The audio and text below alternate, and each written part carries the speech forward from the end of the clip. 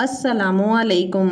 आज मैं आपके साथ जो मसला डिस्कस करने लाई हूँ वो हर दो में से एक इंसान फेस कर रहा होता है, चाहे मर्द हो या औरत, दोनों ही इस मसले से दो चार होते हैं और उनको समझ ही नहीं आता कि वो अब आगे क्या करें। लेकिन ये जान लीजिए कि इस मसले का हल मौजूद है, बस इस पर बात करने और गौर करने की ज़रूरत है। और ये बात है वेट स्टक होने की, यानी जब हम वज़न कम करने की कोशिश कर रहे होते हैं और वज़न कम हो भी रहा होता है तो कहीं बीच में जाकर वज़न ठहर जाता है, कम नहीं होता और हमको ये लगता है कि वज़न स्टक यानी रुक गया है।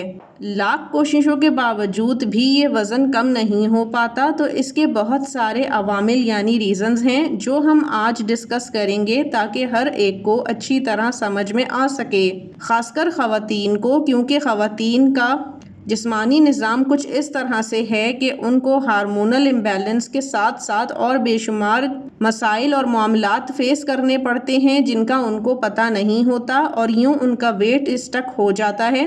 तो सबसे पहला रीज़न जो है वो है कैलोरीज़ इनटेक, यानी calories in and calories out, यानी कि जितनी कैलोरीज़ आप ले रहे हैं और जितनी कैलोरीज़ आप बर्न कर रहे हैं वो बराबर हैं या नहीं। अगर आप 1200 कैलोरीज़ ले रहे हैं और आपके जिस्म का इस्तेमाल भी इतनी ही कैलोरीज़ है तो फिर इस तरह से वेट लॉस कैसे होगा।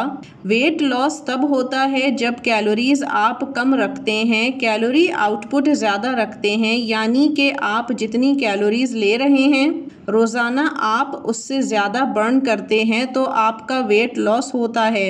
ये एक सीधी और आसान सी बात है, कोई मुश्किल बात नहीं, बहुत ही डिफ़िकल्ट साइंस नहीं है। यानी जितना आप खुराक ले रहे हैं उतना ही काम काज या एक्सरसाइज करने में बर्न आउट यानी जला रहे हैं, तो फिर वज़न इस तरह से कम नहीं हो पाता, क्योंकि जो जिस्म में जमा हुआ फैट होता है उसको मौका ही नहीं मिलता कि वो पिघल सके।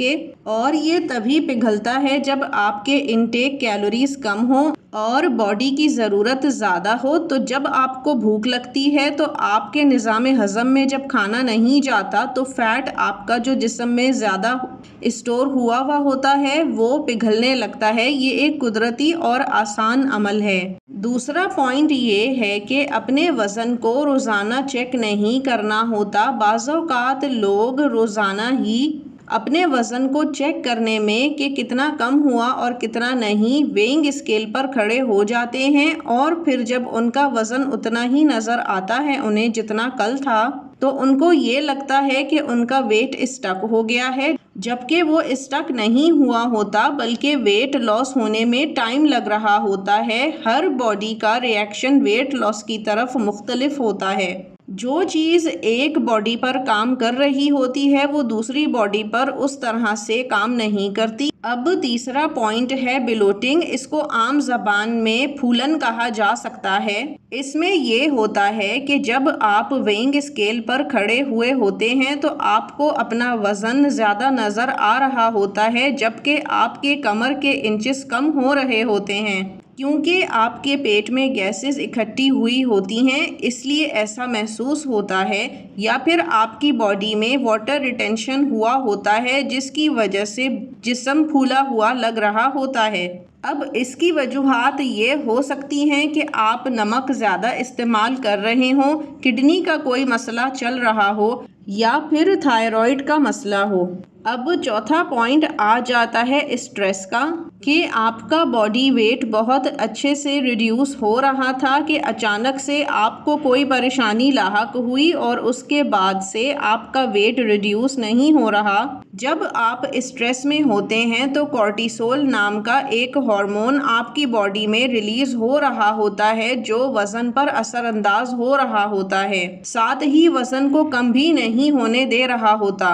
लिहाजा तमाम ऐसे अनासिर जिसकी वजह से आपको स्ट्रेस होता है उससे दूर रहना ही बेहतर है। पांचवा पॉइंट है नींद का ना पूरा होना। यहाँ पर लोग ये समझते हैं कि 2 से 4 घंटे अगर वो रात में नींद ले लेते हैं तो उनकी नींद पूरी हो जाती है, जबकि ऐसा हरगिज़ नहीं है। ग्रेलिन और लेप्टिन ऐसे 2 हार्मोन्स हैं जो आपके हंगर और एपेटाइट को मैनेज कर रहे होते हैं। आसान अल्फाज में, जब नींद सही से पूरी नहीं हो रही होती तो आपके खाने की टेंडेंसी बढ़ जाती है और खाने से कब रुकना है या खाना खाते हुए कब रुकना है ये सिग्नल ब्रेन देना छोड़ देता है। तो कहीं ना कहीं नींद बहुत ज़्यादा वेट लॉस में असरअंदाज होती है। लिहाजा 8 घंटे पुरसुकून रात की नींद लेना अशहद ज़रूरी है, ना सिर्फ वेट लॉस के लिए बल्कि ओवरऑल हेल्थ के लिए भी।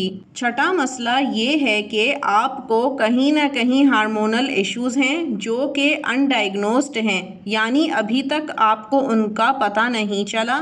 आपको या तो PCOS है या फिर थायराइड है, लेकिन आपको उसके सिम्टम्स नहीं आ रहे, जिसकी वजह से ये पता चलाना मुश्किल है कि कोई हार्मोनल इशू है या नहीं, लेकिन दरअसल हार्मोन्स का इशू हो रहा होता है। ख़वातीन की बॉडी मेजरली हार्मोन्स पर ही चल रही होती है और इसके इम्बैलेंस की वजह से उनकी बॉडी में बहुत सारे इश्यूज आते हैं, ख़ासकर वेट लॉस और वेट स्टक हो जाना।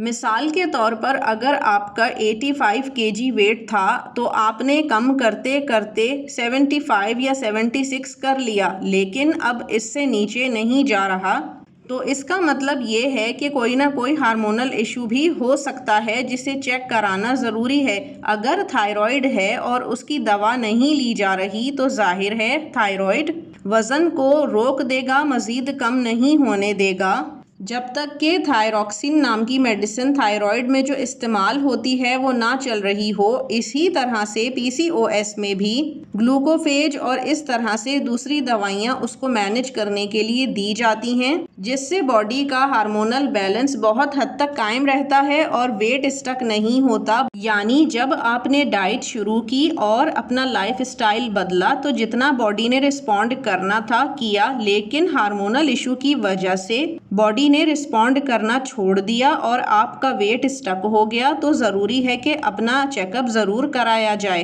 7वां पॉइंट है एक जैसी डाइट को कंटिन्यू रखना, यानी आप एक जैसे रूटीन को ही फॉलो किए जा रहे होते हैं और आपका जितना वेट लॉस होना होता है, वाटर रिटेंशन ख़त्म होना होता है, वो सब हो जाता है। अब आपके इंचेस कम हो रहे होते हैं लेकिन वेट कम नहीं हो रहा होता और फिर कहा जाता है कि वेट स्टक हो गया है। तो उसकी रीज़न यही है कि बॉडी एक डाइट पर जितना रिस्पॉन्स दे सकती है देती है, इसके बाद बॉडी भी थक जाती है।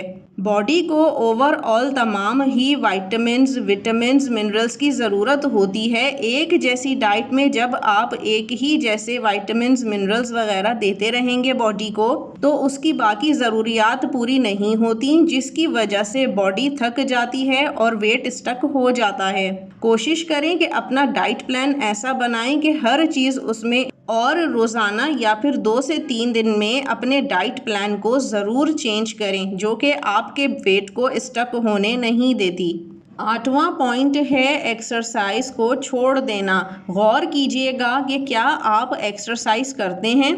अक्सर औकात हम अपनी डेली रूटीन में एक्सरसाइज नहीं कर रहे होते और वेट लॉस की कोशिशों में लग जाते हैं, जिससे हमारा बहुत हद तक वेट लॉस होता है, लेकिन आगे चल के वेट स्टक हो जाता है, जिसकी रीज़न होती है कि हम वर्जिश यानी एक्सरसाइज नहीं कर रहे होते। तो एक्सरसाइज ज़रूर कीजिए। अगर एक्सरसाइज नहीं कर सकते तो 40 मिनट्स की ब्रिस्क वॉक यानी ऐसी वॉक जिसमें सांस फूले ज़रूर करनी चाहिए। 9वां पॉइंट ये है कि आपने कहीं ना कहीं कोई ना कोई मेडिसिन लेनी शुरू कर दी है, फिर चाहे वो नींद के लिए हो या फिर स्ट्रेस या एंग्जाइटी के लिए या फिर कॉन्ट्रासेप्टिव पिल्स हों, जो कि आपने डॉक्टर के मशवरे के बगैर लेना शुरू कर दी हों, क्योंकि ये वो सारी दवाइयाँ हैं जो कि वज़न बढ़ाती हैं। 10वां पॉइंट है मेटाबॉलिज्म का स्लो होना, यानी निज़ाम हज़म का स्लो हो जाना। अक्सर औकात जब न्यू डाइट स्टार्ट की जाती है तो उस वक्त मेटाबॉलिक रेट अच्छा रिस्पॉन्स करता है और वेट जल्दी कम हो रहा होता है, लेकिन वक्त के साथ साथ मेटाबॉलिक रेट गिर जाता है, जिसकी वजह से वेट स्टक हो जाता है। ऐसी सूरत में आपको न्यूट्रास्यूटिकल्स यानी अजवाइन या ज़ीरा या सौंफ का पानी या कहवा बना के ज़रूर पिएं और जल्दी सोएं जल्दी उठें वाले फॉर्मूले पे ज़रूर अमल करना है। चाहें तो ग्रीन टी का इस्तेमाल भी किया जा सकता है। 11वां और आखिरी पॉइंट है डिहाइड्रेशन, यानी हो सकता है कि जिस्म में पानी की कमी हो रही हो। अगर आपने वेट लॉस जर्नी स्टार्ट की है तो कम से कम 8 से 10 या 12 ग्लास पानी आपने रोज़ पीना है।